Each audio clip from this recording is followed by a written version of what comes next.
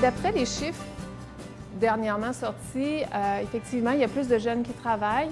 En fait, on réalise quand les jeunes travaillent en même temps que leurs études, ça leur permet de circonscrire leur agenda un peu. En fait, ça leur permet de mieux gérer leur temps parce qu'ils ont moins de temps libre. Alors, ils ne peuvent pas se permettre finalement de perdre trop de temps parce qu'ils savent que le samedi, par exemple, ils ne pourront pas faire de devoirs ou le dimanche, ils ne pourront pas en faire. Alors, obligatoirement, ils sont obligés d'agencer leur horaire et faire leurs devoirs dans les temps de la semaine, par exemple. La pire chose qui peut arriver avec un jeune, souvent, c'est de s'engager dans des études. Ils ne voient plus leurs amis, ils ne font plus de sport, ils s'engagent, ils travaillent, mais ils disent pas à l'employeur, ils ne sont pas capables de leur dire non si l'employeur leur demande plus d'heures, par exemple.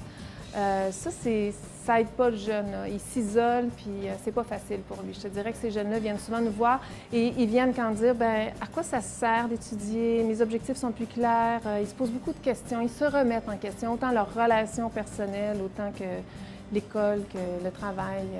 Ça devient une remise en question totale parce qu'ils sont trop fatigués et isolés. C'est pas le nombre d'heures qui va dicter si le jeune est bien ou pas dans son travail, dans le sens où si le travail prend trop de place ou si je vais en venir à vivre un échec à cause du travail. C'est pas le nombre d'heures, mais c'est les conditions de travail dans lesquelles les jeunes sont. Les employeurs, il y en a une bonne partie qui sont conscients. Souvent, ceux qui sont conscients, c'est ceux qui ont des enfants. Et souvent, c'est ceux aussi qui ont eux-mêmes étudié longtemps, puis qui ont dû travailler en même temps que leurs études. Alors, les études, c'est important, mais j'agence ça avec une vie sociale, un travail, ma vie de famille aussi.